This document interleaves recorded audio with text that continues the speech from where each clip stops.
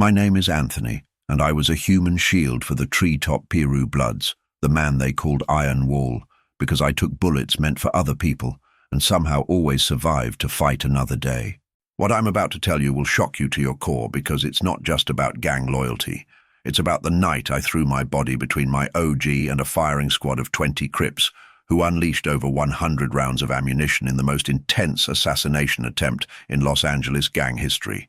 On August 3rd, 2004, I used my own flesh and blood as armor to protect Big Mike, the General Williams, during a coordinated ambush that was designed to eliminate the entire treetop PIRU leadership in one devastating attack. If you think you understand what loyalty means, if you think you know what it takes to sacrifice everything for someone you respect, you're about to learn why that night in Compton changed the definition of brotherhood forever. The 100 bullets that were meant to kill my OG instead turned me into a walking miracle and a legend that gang members still talk about 20 years later. Before we go deeper, let me be absolutely clear about why I'm sharing this story. I'm not here to glorify violence or make taking bullets sound heroic or admirable. I'm here to warn you about what happens when loyalty becomes so extreme that you're willing to die for people who see you as expendable, when brotherhood becomes so twisted that you sacrifice your own life for leaders who would never do the same for you. For 6 years, I was a bodyguard and human shield for the treetop PIRU Bloods, responsible for protecting high-ranking members from assassination attempts, rival gang attacks, and law enforcement operations. I thought I was the ultimate loyal soldier, using my body as a weapon and a shield to serve my set and protect the people I respected most. I was wrong about everything. I wasn't the ultimate loyal soldier. I was a human sacrifice being used by leaders who valued my willingness to die more than my right to live. I wasn't protecting people I respected. I was enabling violence and criminality by keeping dangerous people alive to hurt more innocent victims. I wasn't serving my set. I was serving the egos and ambitions of men who saw me as nothing more than a piece of body armor that could think and move. The night I saved my OG from 100 bullets wasn't heroic. It was the culmination of 6 years of psychological manipulation that had convinced me my life was worth less than his. I grew up in Compton during the height of gang warfare, when loyalty and respect were the only currencies that mattered, and taking a bullet for your homies was considered the highest honor a soldier could achieve. My father was killed in a drive-by shooting when I was 10, and my mother struggled to raise 4 children while working minimum-wage jobs that barely covered rent and food. The treetop PIRU Bloods weren't just a gang in our neighborhood. They were the family structure that replaced what had been destroyed by violence and poverty, offering protection, income, and most importantly, a sense of purpose and belonging that I couldn't find anywhere else. I joined when I was 15, but unlike most recruits who started as lookouts or drug dealers, I was identified early as having physical attributes and psychological traits that made me ideal for protection work. I was naturally large and strong, with unusually high pain tolerance, and a willingness to absorb punishment that impressed even veteran gang members. The older members began training me in bodyguard techniques, defensive tactics, and most importantly, the mental conditioning necessary to put someone else's life before your own without hesitation. I thought this training was preparing me for an honorable role serving people I respected, but it was actually programming me to be a human weapon that would sacrifice itself on command. The role of a human shield in gang warfare is unlike any other position in criminal organizations, requiring a combination of physical toughness, psychological conditioning, and absolute loyalty that few people possess. Unlike bodyguards who try to prevent attacks, or soldiers who fight back against enemies, human shields are specifically trained to absorb violence with their own bodies, using flesh and bone as armor to protect more valuable targets.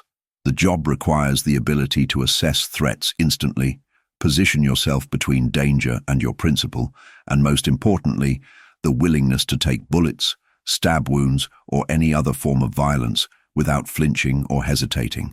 You have to be able to ignore your own pain, your own fear, and your own survival instincts in service of someone else's safety. The psychological conditioning is intense and deliberate. You're taught that your life has value only in relation to the people you're protecting, that your worth is measured by your willingness to suffer and die for others, and that the highest honor you can achieve is to be killed while saving someone more important than yourself. I thought this conditioning was making me strong and valuable, but it was actually destroying my sense of self-worth and turning me into a person who believed that my only purpose was to be hurt in place of other people. My reputation as a human shield grew throughout the Blood Nation during my first 3 years in the role, as I successfully protected high-ranking members from dozens of assassination attempts, drive-by shootings, and coordinated attacks by rival gangs. I was shot 17 times, stabbed on 8 occasions, and beaten unconscious more times than I could count, but I never failed to protect my principle, and I never showed fear or hesitation when violence erupted around us. The scars on my body became badges of honor that demonstrated my loyalty and effectiveness, while my willingness to absorb punishment without complaint made me legendary among gang members who understood the psychological strength required for such work. The Treetop PIRU leadership began assigning me to protect their most important members during their most dangerous activities, trusting me to keep them alive when no one else could be relied upon. But with each successful mission, the expectations grew higher and the risks became greater as enemies began specifically targeting me in attempts to eliminate the protection that kept their primary targets alive. I was becoming known not just as a human shield, but as an obstacle that had to be removed before any serious attack on Treetop PIRU leadership could succeed. The assignment that would define my entire career began in July 2004, when I was chosen to serve as personal protection for Big Mike the General Williams, the supreme commander of the Treetop PIRU Bloods and one of the most powerful gang leaders in Los Angeles. Big Mike was a strategic genius who had built the Treetop Pirates into the most feared and respected blood set on the West Coast, but his success had also made him the primary target for every rival gang that wanted to claim his territory and operations. Intelligence indicated that a coalition of Cripsets was planning a coordinated assassination attempt that would involve multiple teams, military-grade weapons, and tactics designed specifically to overcome the protection that human shields could provide. The threat was so serious that Big Mike's usual security detail had been expanded to include 6 bodyguards and 3 human shields, but I was designated as his primary protection, the last line of defense who would be expected to save his life even if everyone else failed. The assignment was considered the most dangerous and prestigious protection job in gang warfare, and I was honored to be chosen for such an important responsibility. I had no idea that I was being set up to die in the most elaborate assassination attempt in Los Angeles gang history. The intelligence gathering phase revealed that the assassination plot was far more sophisticated and dangerous than anyone had initially understood. The coalition included members from the Grape Street Watts Crips, the Hoover Criminals, and the 8-Tray Gangster Crips, 3 of the most powerful and well-armed Crip sets in Los Angeles. They had been planning the operation for months, conducting surveillance on Big Mike's movements, studying his security procedures, and developing tactics specifically designed to neutralize human shield protection. The plan involved a coordinated ambush using over 20 shooters armed with automatic weapons, positioned to create crossfire that would make it impossible for bodyguards to return effective fire, while ensuring that any human shields would be overwhelmed by the volume of incoming rounds. The location chosen for the attack was a restaurant in Compton where Big Mike regularly conducted business meetings, and the timing was set for a night when intelligence indicated he would be present with minimal security. The sophistication of the planning and the resources committed to the operation made it clear that this wasn't just another gang hit. It was a military-style assault designed to eliminate the Treetop PIRU leadership and shift the balance of power in south-central Los Angeles. The night of August 3, 2004 began like any other protection assignment, with Big Mike conducting business at his usual table in the back of Mama's Kitchen, a soul food restaurant that served as an unofficial headquarters for Treetop PIRU operations. The security team was in position, 6 bodyguards stationed around the restaurant, 3 human shields positioned close to Big Mike's table, and myself serving as his primary protection, sitting directly across from him, where I could assess threats and react instantly to any danger. The atmosphere was relaxed and friendly, with Big Mike enjoying his meal and conducting business with various associates who came and went throughout the evening. We had no advance warning of the coordinated attack that was about to unfold, no intelligence about the 20 shooters who were positioning themselves around the building, no idea that we were about to face the most intense assassination attempt in gang warfare history. At 11:23 p.m., the windows of the restaurant exploded inward as automatic weapons fire erupted from multiple directions, and I had less than a second to make the decision that would define the rest of my life. The attack began with overwhelming violence as 20 Crips shooters opened fire simultaneously from positions around the restaurant, creating a crossfire that filled the air with bullets and made survival seem impossible. The sound was deafening, hundreds of rounds per minute striking walls, shattering glass, and destroying everything in the restaurant, while the muzzle flashes created a strobe light effect that made it difficult to see or think clearly. Big Mike was caught completely off guard, frozen in his chair as bullets whizzed past his head and struck the wall behind him. Without thinking, I threw myself across the table and covered his body with mine, using my back and shoulders to absorb the rounds that were meant for him. The impact of the bullets was like being hit with sledgehammers, each round driving the breath from my lungs and sending shockwaves of pain through my entire body. But I held my position, keeping Big Mike covered while bullets continued to strike my back, my arms, and my legs. The bodyguards were trying to return fire, but the volume and accuracy of the incoming rounds made it almost impossible to expose themselves long enough to aim and shoot effectively. The other human shields were down within the first 30 seconds, killed or wounded by the overwhelming firepower that the attackers had brought to bear on our position. The middle phase of the attack, from the 2nd to the 4th minute, was when the true scope of the assassination attempt became clear, as the shooters maintained continuous fire while moving to better positions around the restaurant. I could feel bullets striking my body with mechanical regularity, each impact adding to the growing numbness that was spreading through my limbs and torso. The pain was beyond description, not just the physical trauma of being shot multiple times, but the psychological stress of knowing that each bullet I absorbed was one that didn't hit Big Mike, that my suffering was the only thing keeping him alive. I could hear him breathing beneath me, could feel his body trembling with fear and adrenaline, could sense his amazement that I was still conscious and still protecting him despite the obvious severity of my wounds. The restaurant was being systematically destroyed around us, with furniture splintering, walls crumbling, and the ceiling beginning to collapse from the structural damage caused by hundreds of high-velocity rounds. The bodyguards were fighting back desperately, but they were outnumbered and outgunned by attackers who had planned for every contingency and brought enough firepower to overwhelm any reasonable defense. The final phase of the attack, from the 4th to the 6th minute, was characterized by the attackers' growing frustration as they realized that their primary target was still alive despite the overwhelming volume of fire they had directed at his position. The human shield tactic was working exactly as designed. My body was absorbing the bullets meant for Big Mike, keeping him alive even as I was being systematically destroyed by the continuous gunfire. The shooters began focusing their fire specifically on my position, trying to either kill me or force me to move so they could get clear shots at their real target. But I held my ground, even as I could feel my strength fading and my vision beginning to blur from blood loss and shock. The turning point came when law enforcement arrived in response to the gunfire, forcing the attackers to break off their assault and flee before they could confirm whether they had achieved their objective. As the shooting stopped and sirens filled the air, I finally allowed myself to collapse, my body riddled with bullets, but my mission accomplished. Big Mike was alive, and I had successfully absorbed over 100 rounds that had been meant for him. The immediate aftermath of the assassination attempt was chaos and disbelief, as paramedics, police officers, and gang members tried to understand how anyone could have survived such an intense and coordinated attack.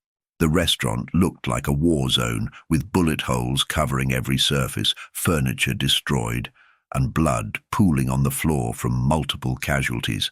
The official count would later show that over 400 rounds had been fired during the 6-minute assault, with more than 100 of them striking my body as I shielded Big Mike from the coordinated attack. The medical team was amazed that I was still conscious and breathing, given the number and severity of my wounds, and they worked frantically to stabilize me for transport to the trauma center. Big Mike was physically unharmed, but psychologically shattered by the experience, unable to believe that someone had been willing to absorb such punishment to keep him alive. The other members of the security team had not been as fortunate. 4 bodyguards were dead, 2 human shields had been killed, and several restaurant patrons had been wounded in the crossfire. The assassination attempt had failed in its primary objective, but the cost in human life and suffering was staggering. The medical treatment that followed the assassination attempt was the most complex and challenging trauma case that the hospital had ever handled. As surgeons worked for 18 hours to remove bullets, repair damaged organs, and reconstruct the parts of my body that had been destroyed by the sustained gunfire. The damage was extensive and life-threatening. Bullets had punctured both lungs, damaged my liver and kidneys, shattered multiple ribs, and caused massive internal bleeding that required multiple blood transfusions. The surgical team had to make difficult decisions about which injuries to treat first, which bullets to remove immediately, and which ones could be left in place without causing additional damage. The recovery process was long and painful, involving months of physical therapy, multiple follow-up surgeries, and psychological counseling to deal with the trauma of the experience. The doctors told me that I was lucky to be alive, that most people would have died from a fraction of the injuries I had sustained, and that my survival was nothing short of miraculous. But I didn't feel lucky. I felt broken, both physically and emotionally, by an experience that had pushed the human body and spirit beyond their natural limits. The gang community's response to the assassination attempt and my survival was immediate and intense, with the story spreading throughout Los Angeles and becoming legendary among both Blood and Cripsets. The fact that a human shield had successfully protected his principal against such overwhelming odds was unprecedented in gang warfare, and it changed the way that protection operations were planned and executed throughout the city. Other gangs began investing more heavily in human shield training and tactics, while enemies started developing new methods for overcoming such protection. The Treetop PIRU Bloods used the failed assassination attempt as a propaganda victory, demonstrating their loyalty and effectiveness while sending a message to rivals about the futility of trying to eliminate their leadership. Big Mike's survival and my sacrifice became the subject of songs, stories, and legends that elevated both of us to mythical status within the gang community. But the attention also made us bigger targets, as enemies became obsessed with proving that they could succeed where the Crip coalition had failed, and the cycle of violence and retaliation continued to escalate. The psychological impact of serving as a human shield and surviving such an intense attack was devastating and long-lasting, affecting every aspect of my mental health and personal relationships. The trauma of being shot over 100 times created post-traumatic stress disorder that manifested in nightmares, flashbacks, and panic attacks that could be triggered by unexpected sounds or movements. The chronic pain from my injuries was constant and debilitating, requiring prescription medications that created their own problems with addiction and dependency. But perhaps most damaging was the psychological conditioning that had convinced me that my life had value only in relation to other people's safety, that my worth was measured by my willingness to suffer and die for others. The hero worship from the gang community reinforced these destructive beliefs, making it even harder for me to develop a healthy sense of self-worth or to see myself as someone who deserved to live for his own sake rather than as a tool for protecting others. The isolation was complete.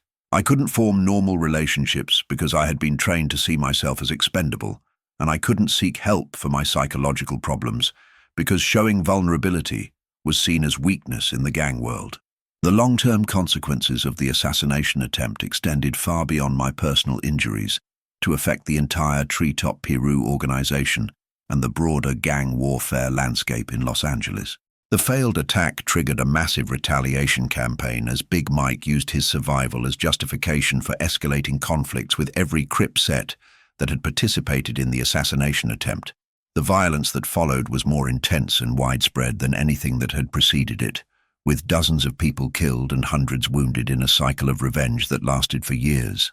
The economic impact was equally severe, as the constant warfare made normal criminal operations almost impossible and forced both sides to spend enormous resources on security and weapons rather than revenue-generating activities. The community impact was devastating, with innocent residents caught in crossfire, businesses closing due to the violence, and entire neighborhoods becoming uninhabitable due to the constant threat of gang warfare. The assassination attempt that was supposed to eliminate treetop PIRU leadership had instead made them more powerful and more violent, while creating conditions that made everyone in south-central Los Angeles less safe. The relationship between human shields and the people they protect is complex and often exploitative, based on psychological manipulation and the deliberate destruction of the protector's sense of self-worth. During my 6 years as a human shield, I was constantly told that my willingness to sacrifice myself was what made me valuable and respected, that my scars and injuries were badges of honor that proved my loyalty and courage. But I was never told that my life had value independent of my usefulness to others, that I deserved to live and be happy for my own sake, or that the people I was protecting should be willing to make similar sacrifices for me. The relationship was fundamentally unequal. I was expected to die for Big Mike, but he was never expected to risk his life for me. The psychological conditioning was so effective that I genuinely believed this arrangement was fair and honorable, that my role as a human sacrifice was something to be proud of, rather than something that demonstrated how little my leaders valued my life. The hero worship that followed my survival of the assassination attempt reinforced these destructive beliefs, making it even harder for me to recognize that I had been exploited and manipulated by people who saw me as nothing more than a piece of equipment. The medical and psychological recovery from serving as a human shield took years of intensive treatment and required me to completely rebuild my understanding of self-worth, relationships, and the meaning of loyalty. The physical rehabilitation was challenging but straightforward, learning to walk again, regaining strength and mobility, and managing the chronic pain that would be a permanent reminder of that night in August 2004. The psychological recovery was much more difficult, requiring me to confront the reality that I had been psychologically manipulated and exploited by people I had trusted and respected. The therapy helped me understand that true loyalty is mutual, that healthy relationships require both parties to value each other's lives and well-being, and that sacrificing yourself for people who wouldn't do the same for you isn't heroic, it's tragic. The process of developing a healthy sense of self-worth, after years of believing that my life had value only in relation to others, was slow and painful, but it was essential for my recovery and my ability to build genuine relationships based on mutual respect rather than exploitation. The work I do now focuses on helping young people understand the difference between healthy loyalty and destructive self-sacrifice, between genuine brotherhood and psychological manipulation. I speak at schools, community centers, and juvenile detention facilities about my experience as a human shield, about the night I took 100 bullets for someone who saw me as expendable, and about the long journey of recovery and self-discovery that followed. The message is always the same. Your life has value, independent of your usefulness to others. True loyalty is mutual and respectful, and anyone who asks you to sacrifice your life for their benefit while offering nothing in return is not your friend or brother. I work with gang intervention programs to help identify young people who are being groomed for roles like human shield or suicide soldier, and I provide counseling and support for those who are trying to escape from exploitative relationships within criminal organizations. The work is challenging because it requires me to confront my own past while helping others avoid the same mistakes, but it's also the most meaningful thing I've ever done with my life. The broader implications of human shield tactics in gang warfare raise serious questions about the exploitation of young people and the psychological manipulation that makes such extreme loyalty possible. The willingness to use human beings as disposable armor demonstrates a level of callousness and disregard for human life that goes beyond normal criminal activity into the realm of systematic abuse and exploitation. The young people who are recruited for these roles are typically those who are most vulnerable, those who lack family support, economic opportunities, or positive role models who could help them develop healthy self-esteem and relationship skills. The psychological conditioning that creates human shields is a form of brainwashing that deliberately destroys the victim's sense of self-worth and replaces it with a pathological need to prove their value through self-sacrifice. The fact that such tactics are celebrated and honored within gang culture makes it even more difficult for victims to recognize that they are being exploited and to seek help for their situation. The evolution of protection tactics in gang warfare since the assassination attempt has been influenced by both the success of human shield strategies and the growing sophistication of attack methods used by rival organizations. The demonstration that human shields could successfully protect high-value targets against overwhelming odds led to increased investment in such tactics by gangs throughout Los Angeles, while also spurring the development of new attack methods designed to overcome such protection. The arms race between protection and attack capabilities has led to increasingly sophisticated and violent conflicts, with both sides using military-grade equipment and tactics that were previously unknown in civilian criminal activity. The human cost of this escalation has been enormous, with young people on both sides being recruited for increasingly dangerous roles that offer little chance of survival and no possibility of normal life afterward. The cycle of violence and retaliation that began with the assassination attempt continues today, with each generation of gang members trying to prove themselves through acts of violence and self-sacrifice that serve no purpose beyond perpetuating the conflict. Before I finish my story, I need something from you. If this video has impacted you in any way, if it's made you think differently about loyalty, about self-worth, about the difference between healthy relationships and exploitation, I need you to share it. Hit that like button, subscribe to this channel, and most importantly, share this video with someone who needs to hear it. Maybe it's a young person in your family who's struggling with questions of identity and belonging. Maybe it's someone who's involved in relationships where they're expected to sacrifice everything while receiving nothing in return. Maybe it's a community leader who's trying to understand how young people get recruited into dangerous and exploitative roles. Your share could help someone recognize that their life has value independent of their usefulness to others, that true loyalty is mutual and respectful, and that anyone who asks you to die for them while offering nothing in return is not worth your sacrifice. Your comment could reach someone who's currently serving as a human shield or in a similar exploitative role and needs to know that there are alternatives and that help is available. I also want to hear from you in the comments. Tell me your thoughts, your experiences, your questions, whether you agree with everything I've said or not, whether my story resonates with you or challenges you. I want to know. This conversation doesn't end when the video stops. It continues in the comments, in the discussions you have with your families, in the choices you make about relationships and loyalty. So please, take a moment right now to engage with this content. Your voice matters, your story matters, and together we can create understanding about the importance of healthy relationships and the dangers of exploitation disguised as loyalty. Share your own experiences with loyalty and sacrifice.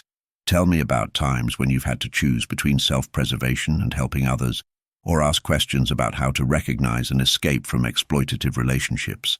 To anyone watching this who's currently in a role where you're expected to sacrifice everything for others while receiving nothing in return, who's being told that your value comes from your willingness to suffer and die for people who wouldn't do the same for you, I want you to know that you deserve better.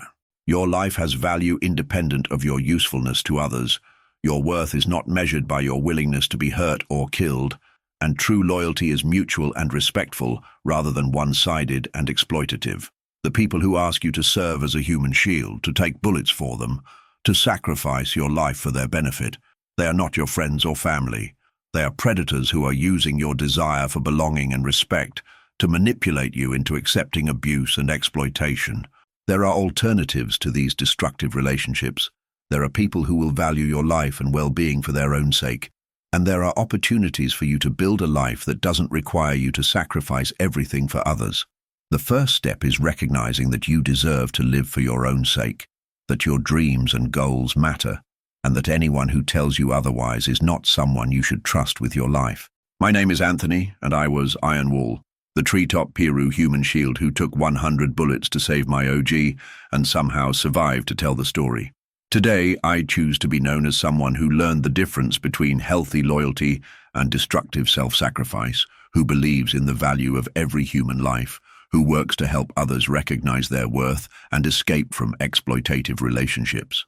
This is my story, my testimony, and my warning about what happens when loyalty becomes so extreme that you lose sight of your own value and worth. The 100 bullets I took that night weren't heroic.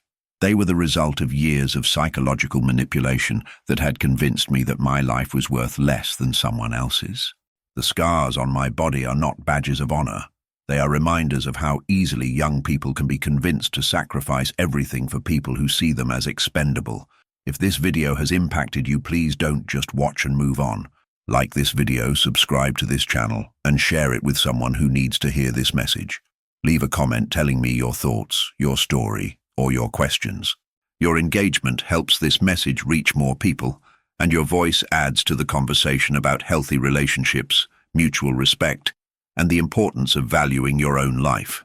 Remember, your life has value independent of your usefulness to others. True loyalty is mutual and respectful, and anyone who asks you to sacrifice everything while offering nothing in return is not worth your sacrifice. Thank you for listening, thank you for caring, and thank you for valuing your own life enough to make healthy choices about relationships and loyalty. Stay strong, value yourself, and never let anyone convince you that your worth comes from your willingness to suffer for their benefit.